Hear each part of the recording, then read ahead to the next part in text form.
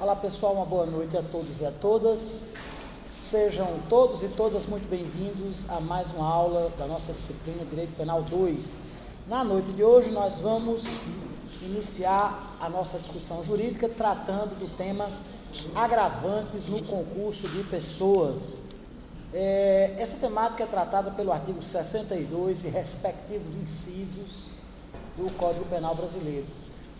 Inicialmente, cabe salientar que a terminologia empregada pelo nosso legislador penal ela foi equivocada, no sentido de que, no caput do artigo 62, fala-se na presença das agravantes no concurso de pessoas. O concurso de pessoas, como vocês sabem, do ponto de vista jurídico penal, trata-se da colaboração entre dois ou mais indivíduos culpáveis para a prática de uma determinada infração penal. Ou seja, a pluralidade de agentes culpáveis é da essência, é um dos traços fundamentais desse instituto jurídico penal do concurso de pessoas, do concurso de agentes. Nesse sentido, por que o legislador incorreu no emprego de uma terminologia inadequada, imprópria? Porque nas hipóteses dos incisos 2º e 3º do artigo 62, conforme nós iremos ver, não há culpabilidade por parte de alguns dos agentes, o que inviabiliza o vínculo subjetivo entre eles. Nesse sentido, seria melhor se falar não um concurso de pessoas, mas nas agravantes quando do crime praticado por dois ou mais agentes. Não necessariamente com a união de desígnios, com a união de objetivos e com a culpabilidade para todos eles, como trata o Instituto Jurídico do Concurso de Pessoas, lá do artigo 29, caput do nosso Código Penal.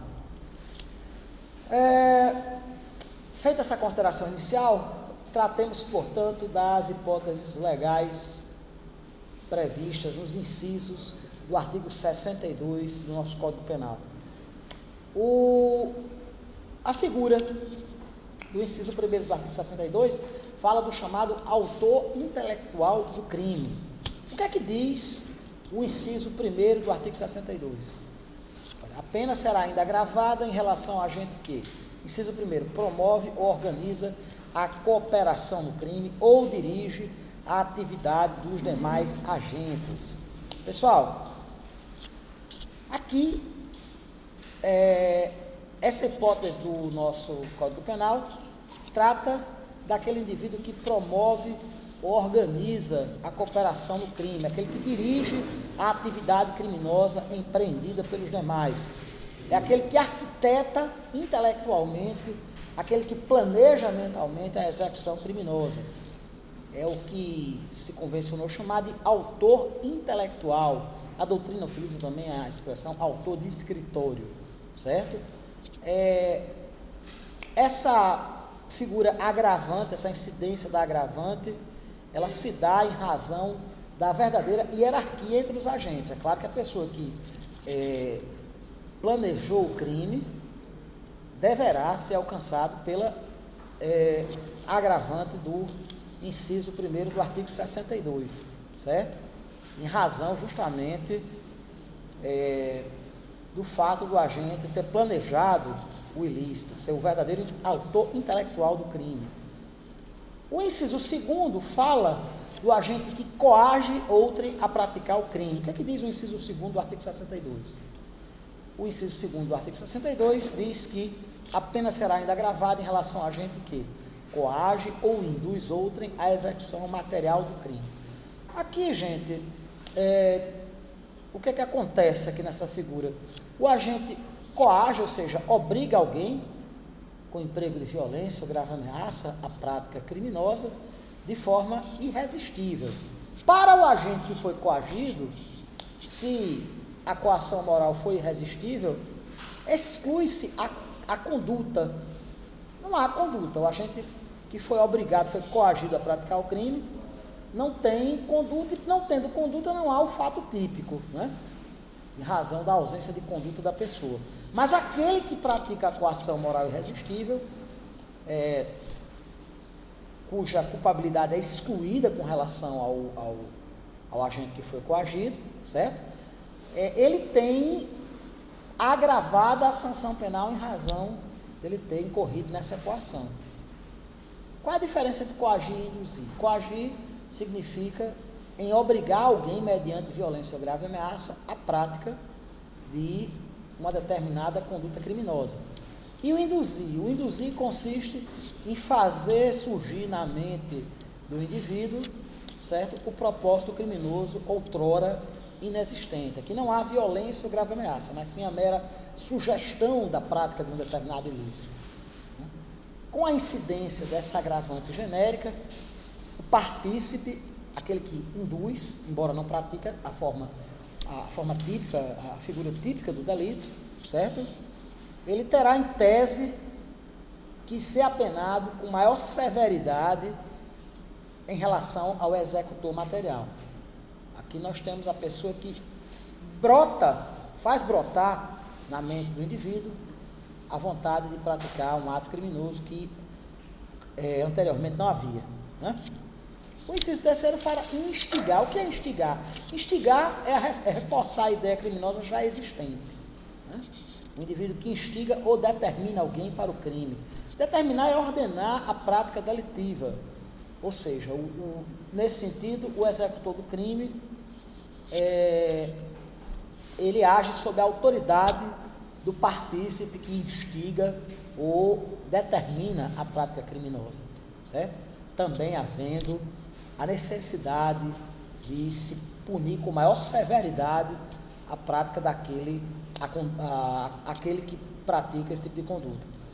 O inciso 4º do artigo 62 fala que a pena será ainda agravada em relação a agente que executa o crime onde ele participa mediante paga ou promessa de recompensa.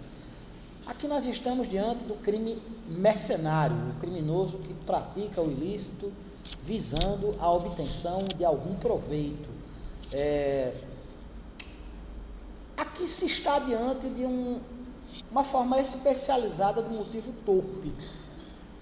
Essa forma especializada do motivo torpe que se caracteriza justamente pela ganância, pela vontade de obter vantagem indevida, pela cupidez, pela ambição desmedida do agente, pelo apego imoderado aos bens materiais, o apego desproporcional à riqueza, se envereda pela prática do crime visando a obtenção de alguma vantagem indevida.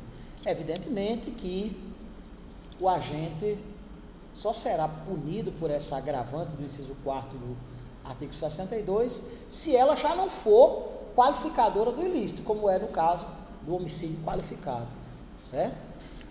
Que o agente age mediante paga ou promessa de recompensa, sob pena de haver o bis in idem, né?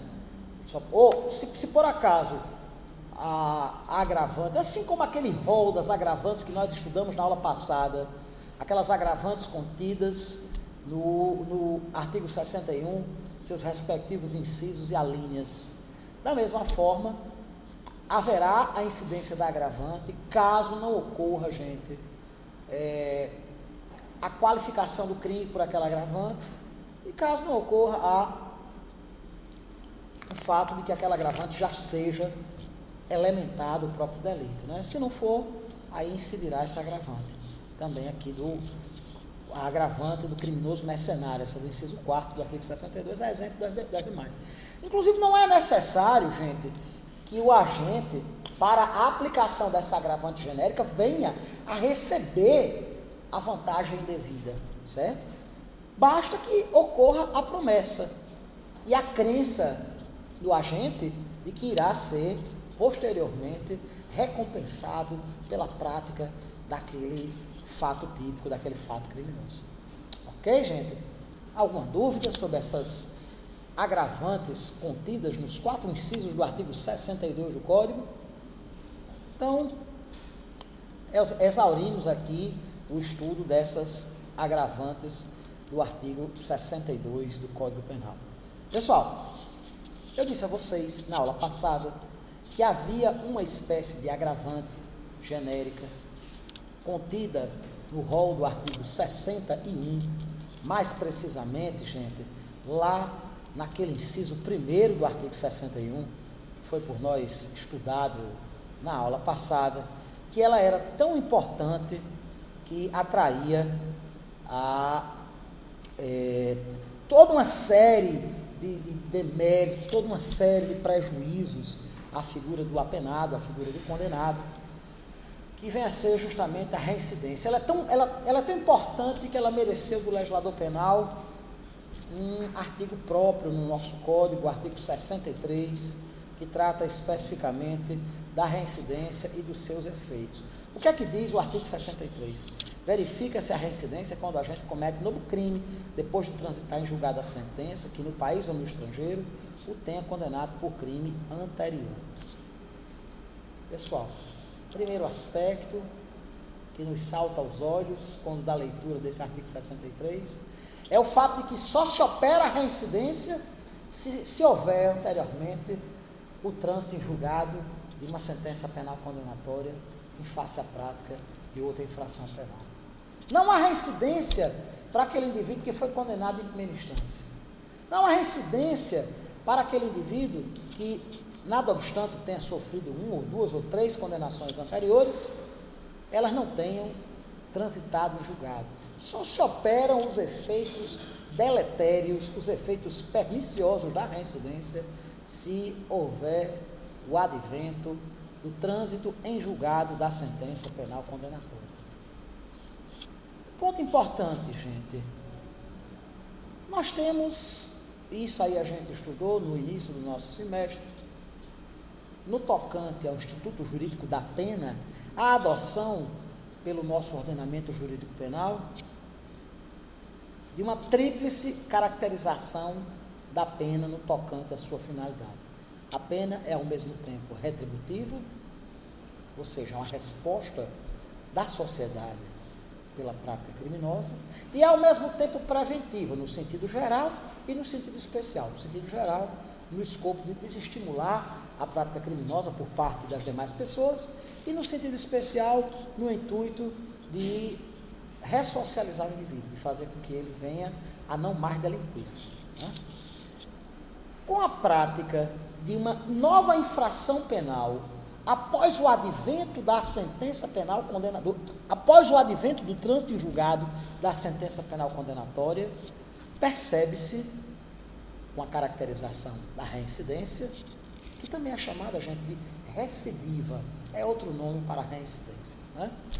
Revela-se como tendo sido frustrada uma dessas finalidades, no tocante tanto à questão retributiva, certo? Pois o condenado, ele não se atemorizou suficientemente no sentido de ter sido anteriormente condenado, certo? Aquela reprimenda não foi suficiente para que ele reformasse a sua conduta, para que ele se reeducasse, certo? E se adequasse novamente aos ditames da lei penal, quanto no sentido de que se mostrou a pena insuficiente, justificando a implantação doravante de uma sanção penal mais grave, certo? Por esse motivo, o indivíduo que reincide merece ser punido com maior severidade, porque além disso, no tocante à prevenção especial, no tocante à reincidência, mostrou-se como sendo falha a aplicação da sanção penal que anteriormente incidiu sobre o agente, tendo ele incorrido novamente na sanção penal. É esse o fundamento da reincidência. Tratar de forma mais severa aquele para o qual a aplicação da pena não se mostrou suficiente, a ponto dele novamente vir a incorrer na prática delituosa, a ponto de novamente o agente incorrer na prática de uma dada infração penal.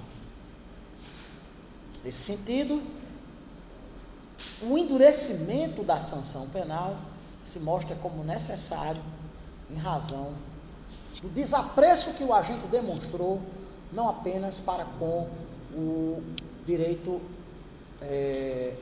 penal a norma penal incriminadora, mas também no tocante à própria aplicação da pena, que para ele parece não ter sido suficiente para desestimulado, para dissuadi-lo da prática criminosa.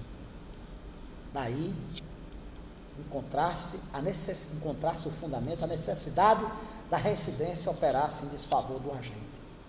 A reincidência nada mais é do que a prática de um novo crime depois de uma condenação definitiva, depois de uma condenação transitada e julgada, certo?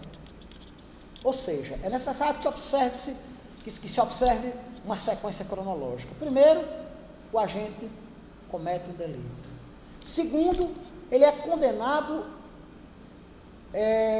em sede irrecorrível, ele é condenado em sede de sentença ou acórdão transitado em julgado, certo? E terceiro, ele incorre na prática de um novo delito, ele incorre na prática de um novo crime, certo? Ou seja, a reincidência, ela necessita obrigatoriamente de pelo menos a prática de 2 crimes. Um que já foi julgado e que resultou numa condenação definitiva para o agente, sem que dessa condenação pudesse mais haver qualquer espécie de recurso. Segundo, é necessário que haja, por sua vez, a prática de uma outra infração penal. Isso é o que realmente caracteriza o fenômeno jurídico da reincidência, né? Qual é a natureza jurídica da reincidência, pessoal? A reincidência vem a ser uma agravante genérica, no sentido de que a reincidência opera-se porque é agravante genérica. Que é agravante que está contida lá no inciso 1º do artigo 61. É a primeira das agravantes, a primeira e mais importante das agravantes. Ela sempre agravará a pena. O indivíduo reincidente, ele sempre terá, em segunda fase da dosimetria penal, a aplicação de uma sanção penal agravada em face à reincidência. Ela, portanto, tem natureza jurídica de agravante genérica, devendo ser aplicada na segunda fase da dosimetria penal, certo? Ela tem, é importante, gente, importante salientar, a reincidência possui natureza subjetiva, pessoal. Ela se aplica somente ao condenado, não se comunicando a eventuais partícipes ou coautores quando do concurso de agentes.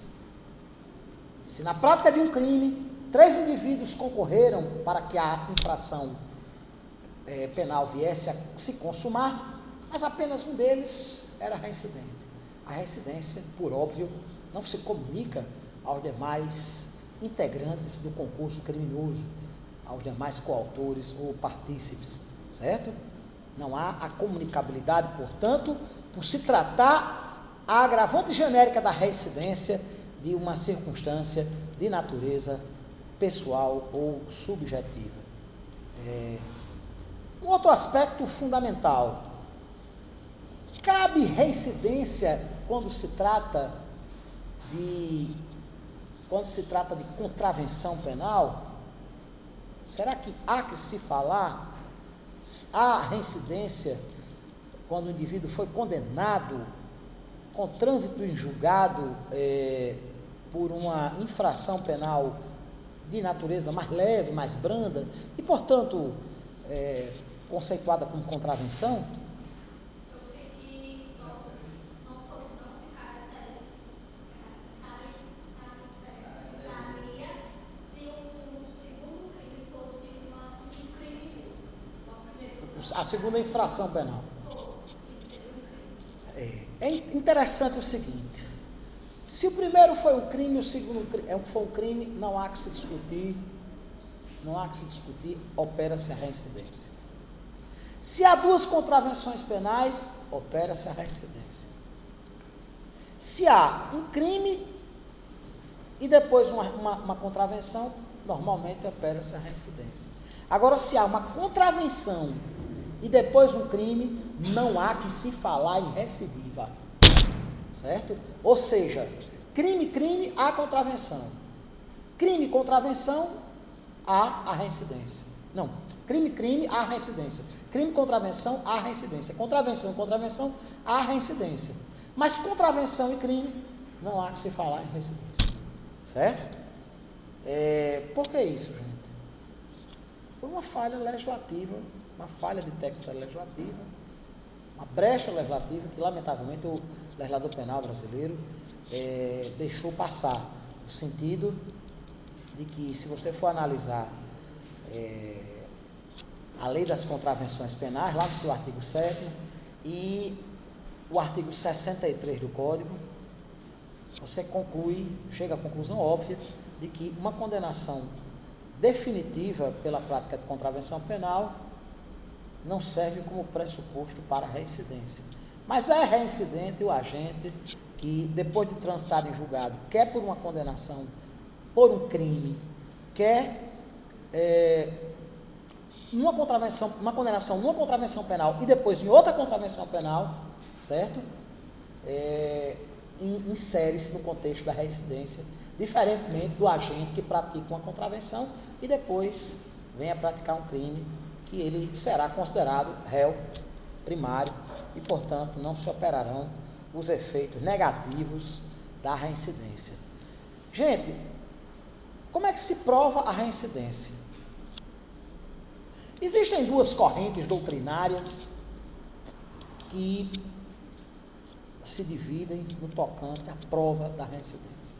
Pela primeira posição, exige-se a certidão expedida pelo cartório judicial, dando conta do trânsito em julgado de uma sentença penal condenatória anterior.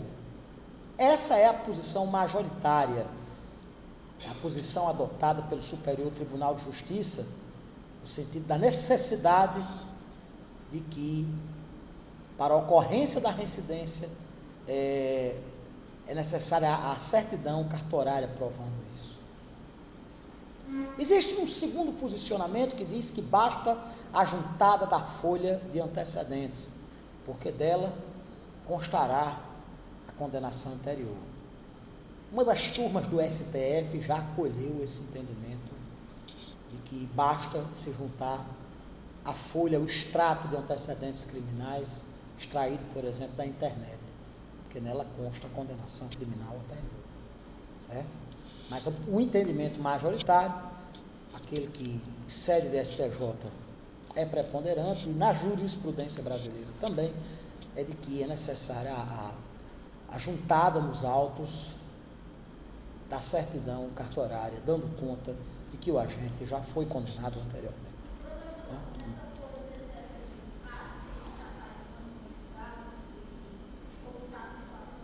Sai. É o extrato. Se transitou em julgado, é uma movimentação processual, aparece, né? Mas não é uma certidão formal, é a mera folha de antecedentes do indivíduo, certo? Que pode ser extraída no site dos tribunais, sem maiores problemas. Pessoal, a doutrina fala nas seguintes espécies de reincidência. Há a chamada reincidência real, própria ou verdadeira, aquela que ocorre quando o agente, após o cometimento de um primeiro crime, vem a ser condenado e, depois de ter cumprido integralmente a pena, acaba praticando outro delito. Existe a chamada reincidência ficta ou reincidência presumida, ou imprópria, ou falsa, que é aquela em que o sujeito pratica o novo crime depois da condenação definitiva pelo delito anterior, certo? Pouco importante se ele tem ou não cumprido a pena. O nosso Código Penal filiou-se a essa corrente da reincidência presumida. A reincidência ela ocorre independentemente do agente ter cumprido ou não a pena, certo? Por outro lado, existe outra classificação que divide, no tocante às categorias de crimes, a reincidência em reincidência específica, que é quando a gente pratica a mesma figura típica, o mesmo crime, certo? Pratica 2 ou mais delitos da mesma espécie criminosa, certo? O sujeito pratica um roubo e depois pratica um roubo, ele é reincidente específico, certo? E há a reincidência genérica, que não há necessidade do agente ter praticado 2 ou mais crimes da mesma tipologia,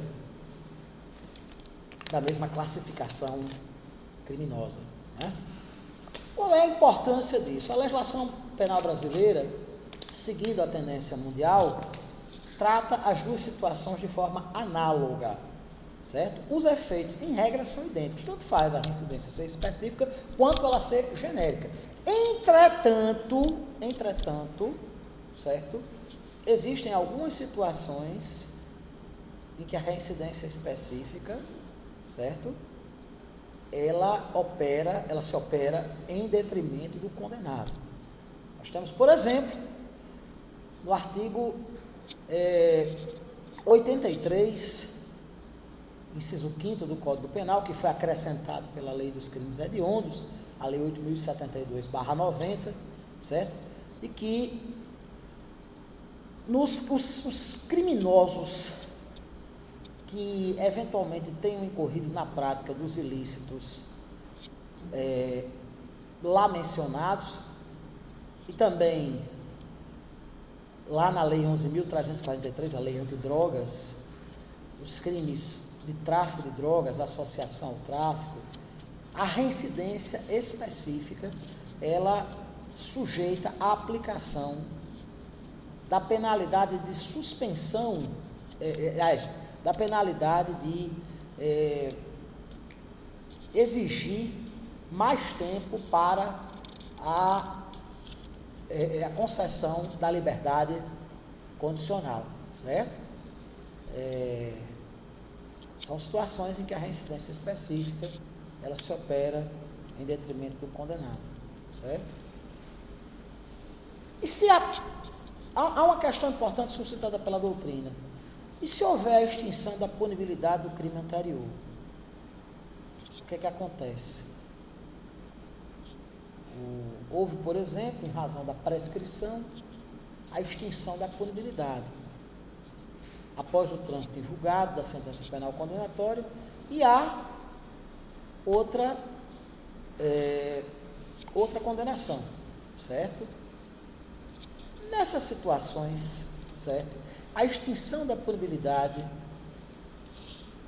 ela, em que pese a sentença penal não poder ser mais aplicada, em regra, os efeitos da reincidência persistem, com duas exceções apenas: a anistia e a abolício crimes. A anistia, em razão do fato de que se exclui a reincidência, em razão de que o agente foi anistiado. A abolício crimes, igualmente, se o fato não é mais criminoso, logicamente não se pode tratar o agente como sendo reincidente. Não há que se falar em reincidência, né? Como? Desculpa, gente. No caso do perdão judicial. No caso do perdão judicial, persistem os efeitos da reincidência, né? A anistia e a abolício crimes são as duas únicas exceções em que, havendo a extinção da punibilidade, também não há a questão da reincidência. Nas demais, ocorre a reincidência, certo? Porque o que deixa de ocorrer é a aplicação da pena, mas a condenação para fins de reincidência, ela continua, né? Pessoal, essa terminologia reincidente primário e tecnicamente primário. O que é um indivíduo que é tecnicamente primário? É aquele que sofreu uma condenação, mas essa condenação não é definitiva, continua sendo tecnicamente primário. Réu primário é aquele que nunca sofreu nenhuma condenação, e reincidente é aquele que efetivamente sofreu uma condenação anterior. Há o fenômeno da multirreincidência. Esse fenômeno da multirreincidência opera-se quando o indivíduo possui 3 ou mais condenações criminais transitadas em julgado, seja pelo mesmo delito, seja por delitos diferentes. Quais são os efeitos da reincidência? A reincidência, além de se constituir em uma agravante genérica, nos termos do inciso 1º do artigo 61, possui diversos efeitos que repercutem desfavoravelmente ao réu, desfavoravelmente ao agente. Primeiramente, qual é o efeito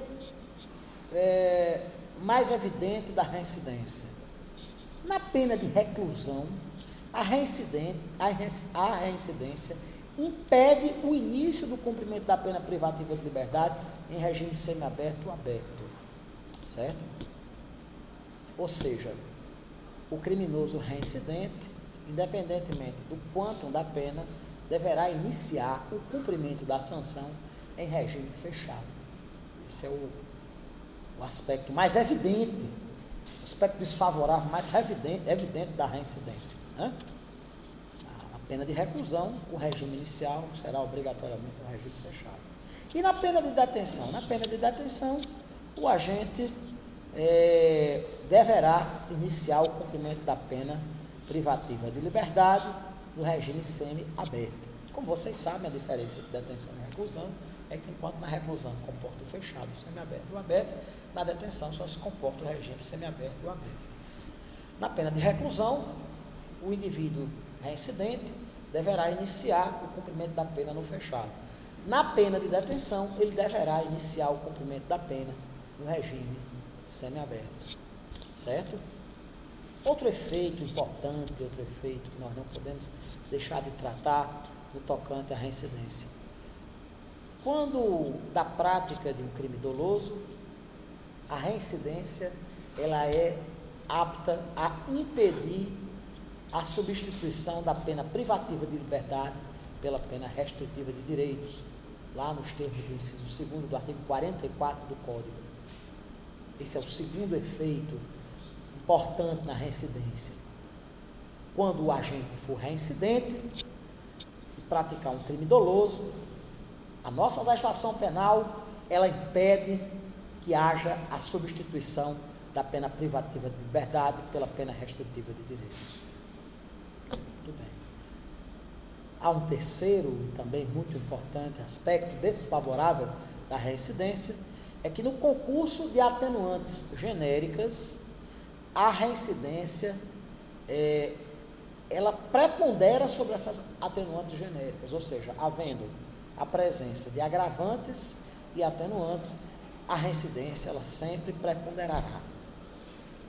Outro aspecto negativo, em crime doloso, havendo a prática de um crime doloso, salvo quando imposta somente a pena de multa, a reincidência impede a concessão da suspensão condicional da pena, o chamado sursi. Outro aspecto negativo, a reincidência é causa autorizadora da revogação da suspensão condicional da pena. O indivíduo que foi beneficiado pelo sursi terá esse benefício revogado quando da eventual reincidência.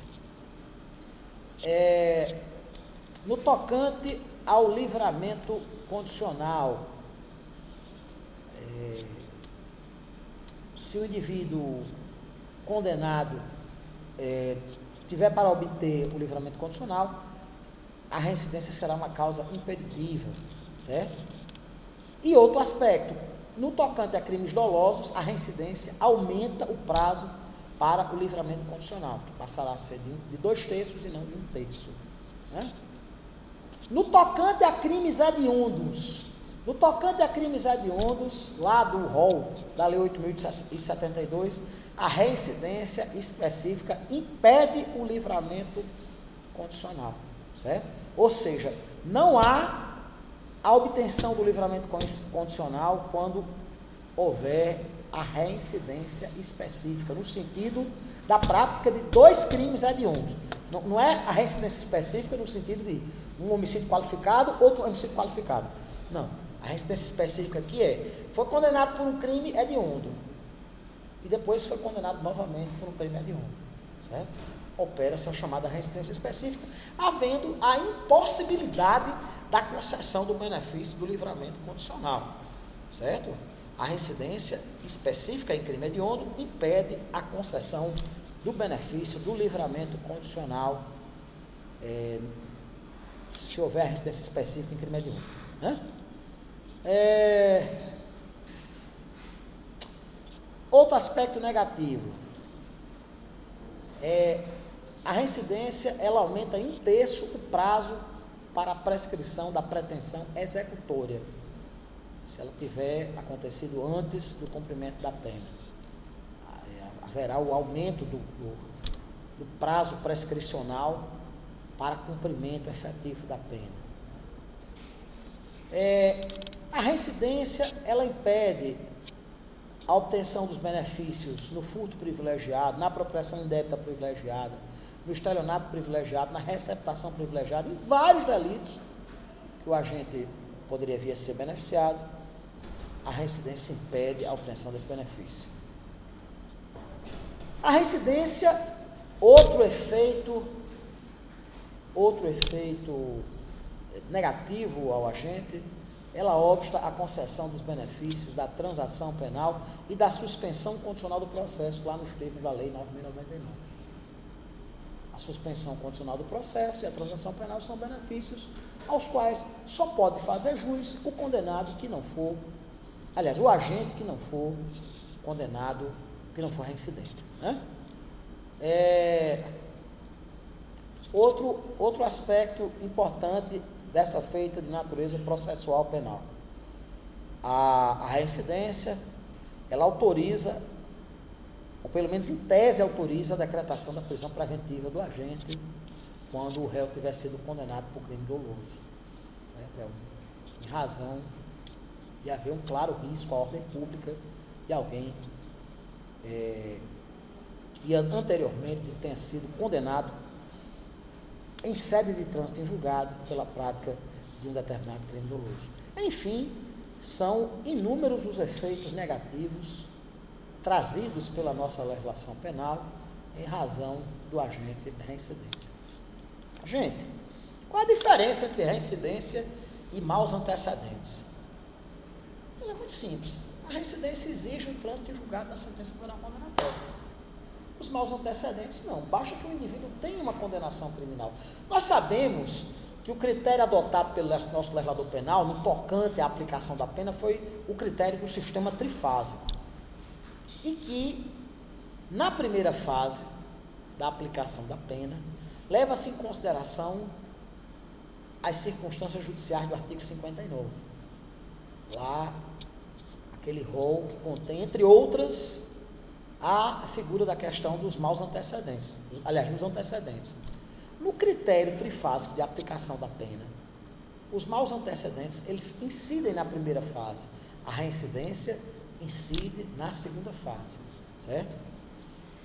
A reincidência, ela exige uma condenação criminal transitada em julgado, os maus antecedentes não. Outro aspecto importante, a reincidência, ela não pode operar-se ad eterno, ela opera-se até 5 anos após o cumprimento da pena. Os maus antecedentes não, os maus antecedentes, eles podem vir depois, em sede de primeira fase, independentemente de ter se passado o prazo de 5 anos do cumprimento da pena, certo? Agora, a reincidência, ela não pode ser considerada ao mesmo tempo como circunstância judicial desfavorável e circunstância agravante. Ela é circunstância agravante, porque senão haveria um bis in idem, né? O indivíduo seria, a título de maus antecedentes, sancionado de forma mais severa na primeira fase e novamente na segunda, com a incidência da agravante genérica do inciso 1º do artigo 61, ele seria novamente apenado com maior severidade, incorrendo, portanto, o juiz no verdadeiro equívoco, no verdadeiro desrespeito ao princípio do non bis in idem, certo? Não há que se falar em bis in idem, porque ou o indivíduo tem como circunstância judicial desfavorável os maus antecedentes, se ele não tivesse sido condenado com trânsito em julgado, ou então, em sede de segunda fase de dosimetria penal, deverá incidir-se a agravante genérica prevista no inciso 1º do artigo 61, ou seja, a reincidência. Essa é a diferença entre reincidência e maus antecedentes, meus amigos e minhas amigas. Alguma dúvida, gente, sobre essas questões relativas à reincidência? Alguma dúvida, algum questionamento a se fazer? Vamos lá. O artigo 64 do Código fala que, para efeito de reincidência, não prevalece a condenação anterior se entre a data do cumprimento ou extinção da pena e a infração posterior tiver decorrido o período de tempo superior a 5 anos, aquele lapso temporal de 5 anos. Computado o período de prova da suspensão do livramento condicional, se não ocorrer revogação. Não se consideram os crimes militares próprios e políticos, certo? Vamos ver aqui. Esse dispositivo, ele evidencia que para o fenômeno da reincidência operar-se é necessário que seja computado o prazo de 5 anos entre o cumprimento da pena e a prática do novo delito, certo? E outra coisa, no inciso 2º do artigo 64, o legislador penal tratou de excluir da regra da reincidência os crimes próprios e os crimes políticos, certo? Os crimes militares e os crimes políticos, me desculpe, certo? No sentido de que ela só se operaria se forem 2 crimes sem ser crime político, sem ser crime militar próprio, certo? Haveria a reincidência só se não houvesse a prática desses delitos. Muito bem. Eu começo as circunstâncias atenuantes ou eu deixo para a aula de amanhã? Aula de amanhã. Pronto. Então amanhã a gente trata das circunstâncias atenuantes previstas no artigo 65 do nosso Estatuto Repressivo. Uma boa noite a todos e a todas, meus amigos e minhas amigas. Até a aula de amanhã, se Deus assim nos permitir. Um grande abraço, pessoal. Boa noite a todos vocês.